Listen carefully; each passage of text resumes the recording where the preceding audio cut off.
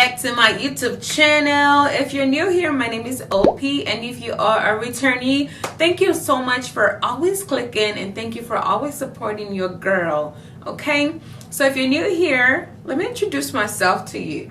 So I vlog about motherhood, I vlog about career, I vlog about business and lifestyle. So I do a little bit of everything, okay? So today, guess what we're gonna be talking about? From the title of the video, you already know that I'm going to be doing my first reaction video, and I'm going to be reacting to Graham Stephan's Millennial Money interview. If you don't know what Millennial Money is a show with CBNC where they interview millennials or Gen Zers who are, proving to be successful, who have proven to be successful financially, career-wise, business-wise, and pretty much interviewing them to figure out how they grew their wealth, how they manage their money, and just tips and tricks that average people like us, right, they're trying to be millionaires, can learn from, so that we can someday be like those people. So I decided to bring it to you, my viewers and subscribers, so that we can all learn from each other. We're gonna learn from these millionaires. We're gonna learn how they make their money,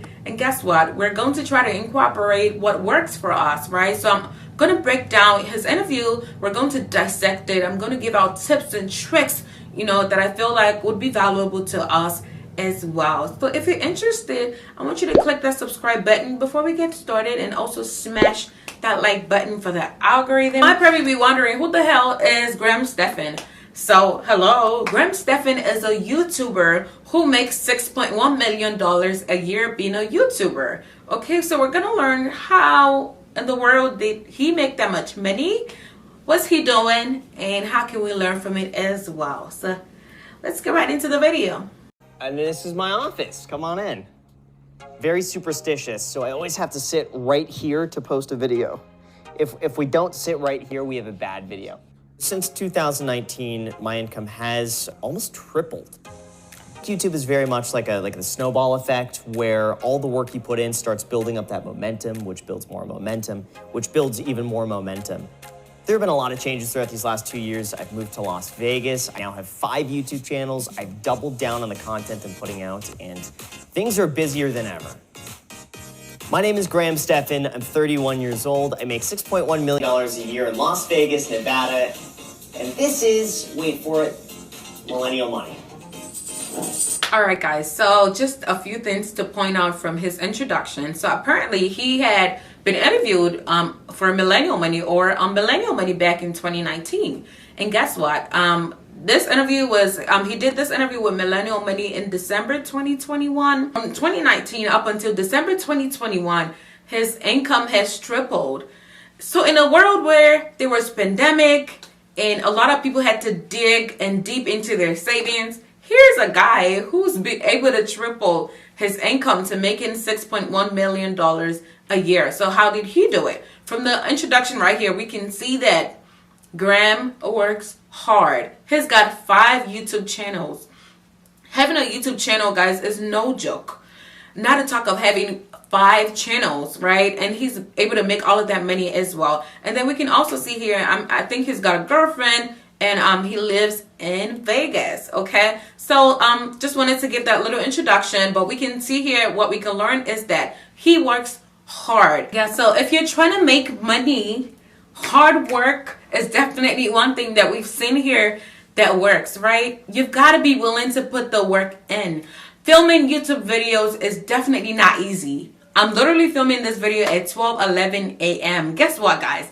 I shot the same video last night, but the lighting was not that great, and I had to shoot it again.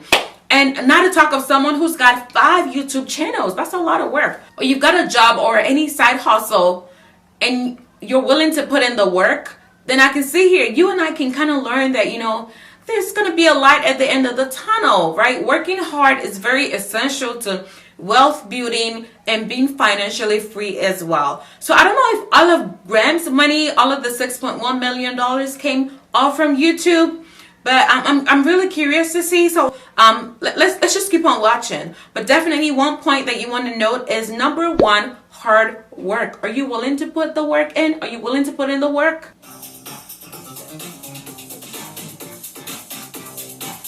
Did you guys see Graham's net worth? He's worth $15.5 million.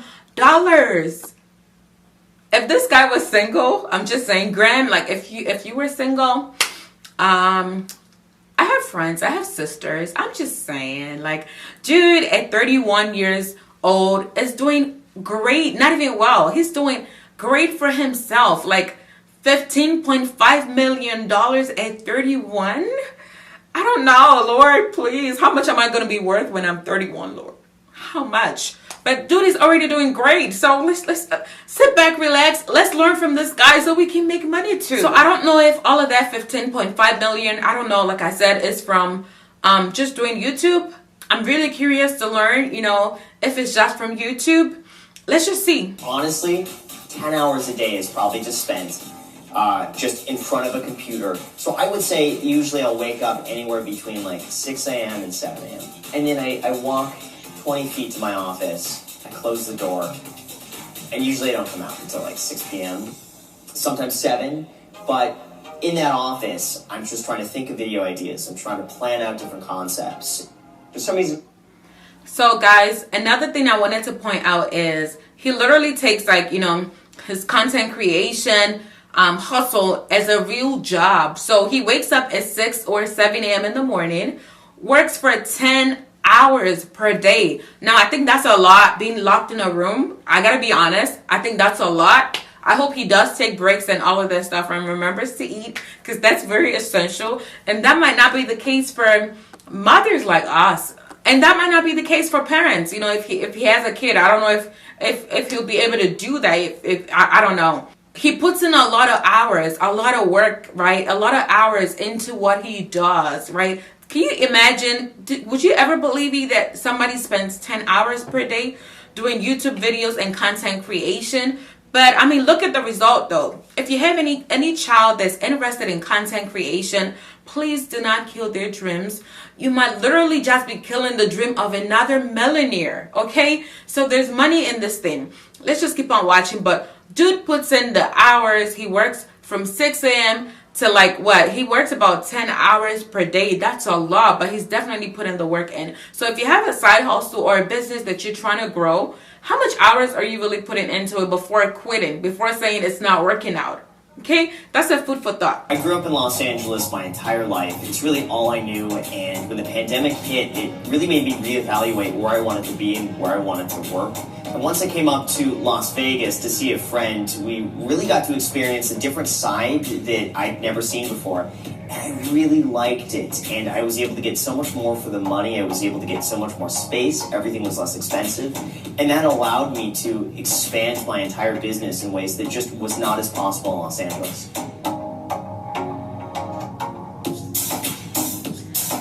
Okay, let's backtrack a little. Did you guys see this 31-year-old's house? Do you see how much he bought it? He bought his home for $1.4 million. Now, sit back. There's something I want us to learn here, which is what I've seen with a lot of wealthy people and a lot of millionaires. Remember, let's just backtrack, right? Graham was living in LA before the pandemic hit, right? And then he visits a friend in Vegas, and then he sees Vegas and likes Vegas, right? And one thing that I've noticed with, you know, financial gurus, financial guys, wealthy people, is that they try to spend less than they earn. And I think I kind of mentioned that in my previous video, 5 millionaire habits that changed my life. Now, this is a great tip, right? If you're trying to build wealth or you're trying to be financially free, this is a great tip for you to know that, you know, you shouldn't spend as much as you earn. So we all know that living in LA is expensive. That's where all the celebrities live, right? And Graham is like, you know, he goes to Vegas and he's like, wait, I can save much more here, because living in LA, you know, taxes are much more higher, food is much more higher, standard of living is much more higher. He moves to Vegas where it's like, you know, he bought his home for half the price that he would buy it in LA. That's great thinking. This guy he's got the money. He just does not have the money. He's got the basic financial, you know, knowledge to save as well. So it's not just about being wealthy. It's not just about being wealthy. It's also about staying wealthy, right? I can see here that he's got, like, you know, he's got a great foundation in knowing that you don't spend as you earn, right? Because anything can change. So if you have the opportunity, right, to lower your expenses by moving to a much more cost effective or lower or state that's got a lower standard of living, would I advise you to do so? Yes. Guess what? Because all of that money that he started to save in Vegas, right, as opposed to living in LA, he can put all of that money back into his business. He can get stocks. He can buy Bitcoin. He can buy more real estate. Because I see here that, in December 2020, he gave up his real estate license. So that means he was into real estate before he moved to content creation. Guys, for you to give up your real estate license, do you know what that means? To actually stick with content creation. So I guess being a YouTuber pays him so much more money than being into real estate. Can you ever believe that? Like, for you to give up your real estate license to do content creation full time, that must be giving him a lot of money. And I don't think he was making $6.1 million being a realtor. That's another thing as well. Being a YouTuber is paying off for him. You have the opportunity to lower your cost of living by moving to another state or another county. I'm not saying to move to a place that's not safe. Absolutely not. But for the average people like us, the more money we get, right, the more we think of spending, right? So you get a little, a $10,000 increase in your salary. You're thinking about moving to an affluent neighborhood so that people can know that, you got money and money is here. And these guys, they're not thinking that way, right? Even with all of the money that they have, they're constantly thinking of how to pay less and how to give less as well. And guess what? Taxes in Vegas, that's in Nevada, you don't pay state income taxes. And this guy is a millionaire. I wonder how much money he'll be saving. That's a lot of money that he's got to save as opposed to living in LA. Do you guys see that? Certainly a financial component to moving here as well that would allow me to get a home that is almost 4,000 square feet for half the cost in Los Angeles. It allows me to have people working from the house all day, that we can collaborate with each other. That just wasn't as doable in Los Angeles. And certainly the state income tax. I would be saving 13.3% living. Hold it right there. Here, and so that has to be factored in, that allows me more money left over that I could reinvest elsewhere. He saves 13.5% in taxes living in Vegas. If you're making $100,000, that might not be a lot of money. For a millionaire, that's a whole lot of money that he's got to save. So that's being smart. Another point that I noted here is that he has like his employees, I guess people that edit his videos, people that film, people that help film. He's got them working in his home in Vegas. That's another means of saving money, right? As opposed to getting a rental space as an office space. He decides to convert, maybe his basement or a portion of his home, into an office as well. That's being super smart. So he's saving money. He's not paying rent, elsewhere. And I decided to try that last year. As you guys know, or if you probably don't know, I'm into event decor. My husband and I, we've got chairs that we, rent out for birthdays, for weddings, for events, and all of that stuff. Nice chairs, by the way. If you are in the DMV area and you've got a wedding coming up, a birthday, whatever, a baby shower, make sure to hit us up at High Glam Event on Instagram, right? And we'll be sure to deliver and also pick up. So we got those chairs, right? And we had the option to go ahead and look for a rental space because there are a lot of tables and chairs, right? A rental space for us or a storage so we can store or keep those chairs. But guess what we decided to do? We decided to convert our garage into a storage so we don't have to pay. And we are okay with parking our vehicles outside so we can save cost, right? We could afford to do it that way by getting a rental space, but then saving much more money, and thinking about how to be cost effective. We decided to store it in our garage and it's working fine for us. So if you're starting out on a business or you already are in a business and you've got the opportunity to use a portion of your home as an office as opposed to paying for a rental space, please go ahead and do that. The money I keep in bank accounts has certainly increased, and some of that is just to continually pay taxes as they're due. But the other aspect of it is that I am always on the hunt for a good deal, and I never know where that's going to come. So I prefer to keep some cash on the sidelines, just if I see a good real estate deal come up. If there's a good investment opportunity, I'm always able to jump on that.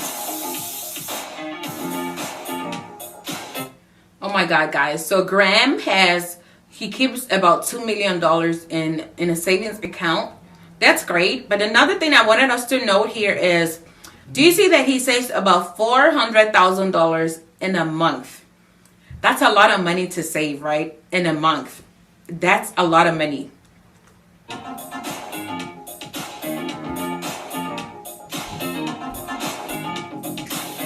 So he invests about 60% of $400,000, and the rest of it goes into taxes and savings. And remember, he mentioned earlier that he likes to keep cash, right, for like opportunities. If he's got to, if there's a real estate or just a business deal that he can kind of like just get into. So he likes to keep cash. So here's a rule that I know that from the books, and has also worked for me as well, and works for a lot of these millennials, right? I know that we're always talking about invest, invest, and invest.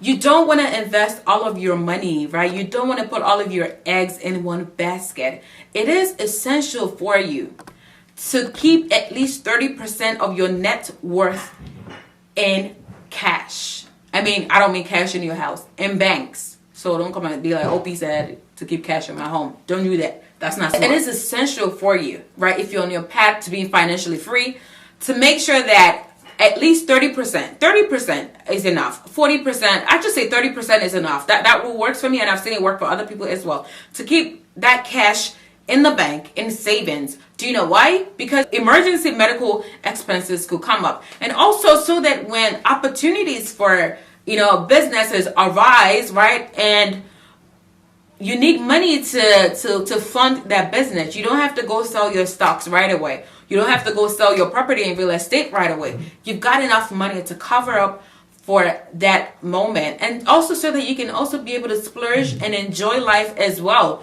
You still need to save money. So it's always important for you to have at least 30% in cash. And also another thing is this, right? I know a lot of people don't say this, but the truth is that the market can crash anytime, right? You could lose money in stocks. But you can't lose the money that you save in the bank, right? It's great to invest, and be a risk taker. But one thing I've also learned is that while investing, I also got to be super smart so that in case anything happens to the market, with the market that's currently great and right now it could crash. We're not praying for that. But you have to be on the safe side, but also remembering to keep cash, okay?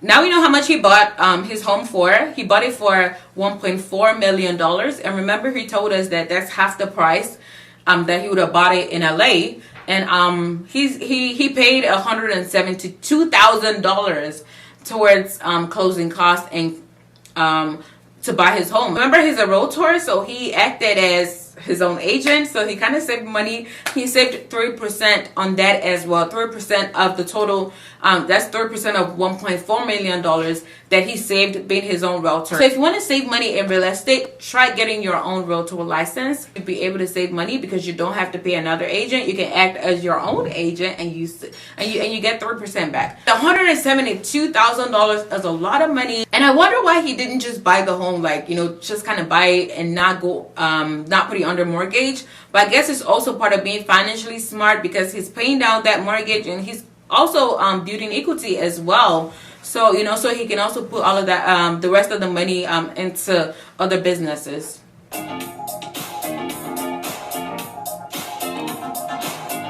He pays $5,000 for his mortgage per month. Remember how much he saves? He saves $400,000.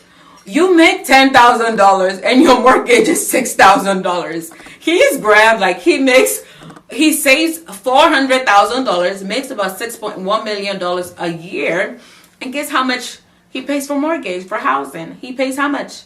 In a year, that's $5,000 times 12, times 12 months, right? That's $60,000. And if he makes $6.1 million a year, can you imagine, right? That's about what? 1% on housing.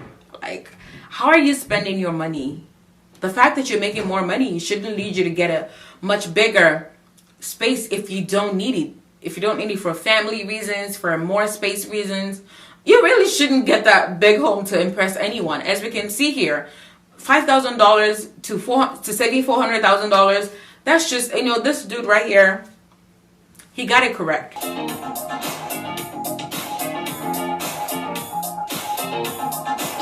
every single time I walk by to the kitchen, I'm just sitting here looking at it for like 30 minutes. And every single time you see something new. So now let's talk about splurging, right? Because we always talk about savings and investing, and y'all know that your girl likes to enjoy life. I like to enjoy life because I'm like, why we saving all of this money? We're not taking it to heaven. Why are we saving all of this money if we cannot enjoy life and get great things of life, right? We're not taking it to heaven, so why not enjoy the money? So he spent $45,000 on his aquarium. I don't blame him. If you like something, you know, he's very disciplined with his finance. So if he sees something that he decides to spend $45,000 on, that's nothing compared to how much this guy is saving and how much financially wise he is. So there's definitely room for splurging, right? Sometimes I like to, you know, reward myself, right? Oh, I'm able to save more than I spent this month. Guess what? I've been able to do it for 3 months. I can buy that shoe. You guys know I'm a shoe lover, right? I don't like aquariums, but I love shoes. I can reward myself with a shoe or a travel. Whatever works for you, right? I always say, you know, always think about ways that you can reward yourself. You know, how you can reward yourself when you save and you meet your financial goal or your side hustle goal, or it can even be your workout goal. Always develop a reward system for yourself, because as humans, our brains are naturally wired to like rewards, you know, and it pushes and motivates us when we see results to keep working hard. So, dude, I don't blame you, guy. The aquarium looks good. Why not? So I still track every week all the money that comes in, all the money that goes out, but there is really no budget at this point that I stick to. Because okay, so here's how he spends his here's pretty much his estimated monthly spending. So on average per month, Graham spends $9,423. So he spends $50 on phone. He spends, you know, $437 on insurance. He spends $632 on car. He actually drives a Tesla. He's done a couple of videos about Tesla, so I guess that's also on loan. But smart guy, you know. I know he definitely knows what he's doing. Spends $820 on food, and then spends about $600 to $500 on his mortgage. And guess what? So let's just say on average $10,000 a month to saving $400,000 monthly, right? This dude can afford to spend $200,000 monthly. He chooses not to.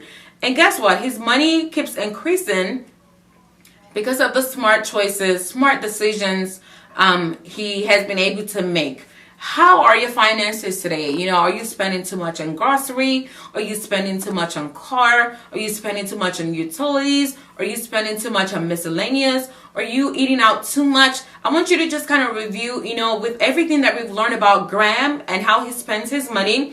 I want you to just kind of, you know, just sit down and just kind of review your finances and what you intend to be in the next couple of years, and see 1 or 2 things that you can pick out from everything that I've pretty much been talking about. So when we filmed the first episode, I was spending about 20% of my time working as a real estate agent, and then the other 80% of the time, till probably like 2 o'clock in the morning every single night, I'd be making YouTube videos. But when the pandemic hit and we were all just inside, that was the point for me where I was like, I want to just go all in on YouTube.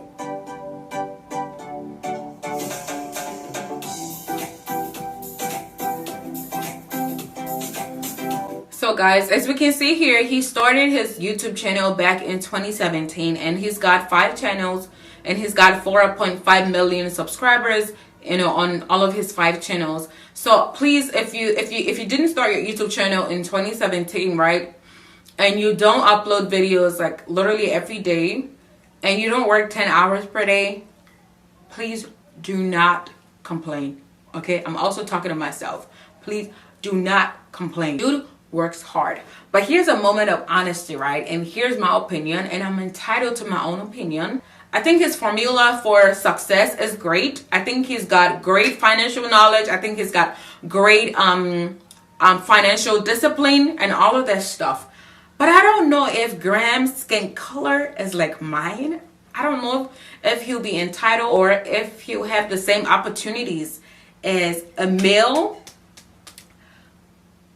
American of my skin color.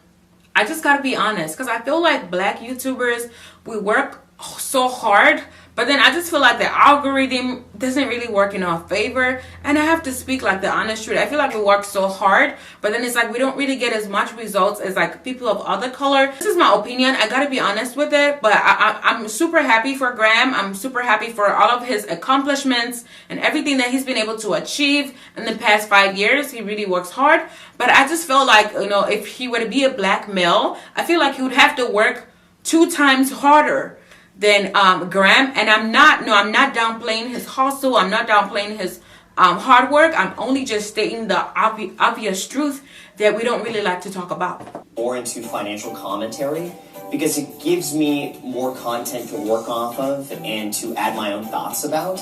Because at the end of the day, there's only so many times I could talk about how to set up a Roth IRA. So in 2020, the YouTube ad revenue made about $2.5 million. And in 2021, we're on track to probably hit about $2.8 to $3 million by the end of the year. Wow. So in 2020, he made $2.1 million as a YouTuber just with YouTube ads, no affiliate marketing, no sponsorships, no influencer deals. That's just from YouTube ad revenue, from YouTube paying him for posting videos and putting ads on the videos. December 2021, he was kind of on track to making $3 million from just being a YouTuber. It's a lot of effort. It takes a lot of work trying to be a YouTuber, trying to film and edit videos, and all we ask for you is just to watch it. That's all. But dude is definitely making a lot of money being a YouTuber. Yes, you can be a millionaire from being a YouTuber. A millionaire in 1 year. That's a lot of money. That's not like in 10 years. That's in a year. $3 million on YouTube. That's a lot of money. He's one of, like, you know, the very successful YouTubers, and that's great. I'm super happy for him. 21, we're on track to probably hit about $2.8 to $3 million by the end of the year. Hey guys, want to come to the office? Yeah. Cool. 2 years ago, I was pretty much doing everything myself. And it got to a point about 1.5 years ago where I had no time. I mean, I was going from probably 6 o'clock in the morning to 8, 9 p.m. at night. As much as I enjoyed it, it was slowly wearing down on me. And the tipping point for me was really when I started to see my own content and my own work decline. That's the point where it started making sense to bring someone else on. Hosting time, you know what we need? We need one of those little bells. So just to kind of, you know, let you guys know what he's saying here, which is going to be my last point here, is give grace to yourself. You guys know I'm always an advocate for if something is going to stress you out, then give it out to someone who can do it. I talk about cleaning, how I pay someone to clean, right? If going to pick up that food from the restaurant is going to, you know, take about an hour, 30 minutes, and you've got to be in that creative space, you're tired, you need to work on other stuff, please use DoorDash. And that's what he's saying. Like previously, you know, the years before, he was always trying to do everything by himself, edit videos, you know, order food, cook at home, or go pick up like his order at the store, as opposed to like kind of using all of this third party food delivery companies. And now he's saying that he's kind of learned over time to, you know, start to kind of leverage some of this means or some of this you know, some of this apps and some of this companies, just to kind of, you know, help him manage his time properly. Because guys, you cannot buy time. And one thing that I've been working on so much this year is that my time is very, very essential to me. So give grace to yourself. If you don't feel like cleaning, if you're not strong enough to go, you know, to cook, you can definitely order. But just know how to strike the balance. But then give grace to yourself and know how to reward yourself and take care of yourself as well. Alrighty, I've really learned a lot from Graham. You guys to share my videos, okay? So please share my videos. If you like this video and you guys want to see more of this wealth, you know, financial freedom videos, please put in the comment section and let me know that you want to see more of it. Okay, it takes a lot of work to put these videos together, but I want to give a shout out to my subscribers for being consistent, for always liking my videos, and for always watching my videos as well. And if you already watched up until this moment, why not just hit that subscribe button and smash the like button for the algorithm, okay? Like this video so that YouTube can be able to push out my video and promote it to others as well. Not already following me on my social media, like you like me, you like my personality, I encourage you to follow me on my social media as well. And guys, the last thing I want to add to all of these things we've been talking about, all of these tips, is the God factor. You know I'm a Jesus girl. I'll always talk about how the God factor is so important, okay? And my spirituality, I'm a spiritual person, and I believe so much in God's grace and God also blessing the works of our hands as well, okay? Right. Thank you for watching. Thank you for watching. I should actually have an outro song, right? Yeah. Thank you for watching. Thank you for watching. Thank you for watching. See you later. Mwah. From my red lips to yours. Bye.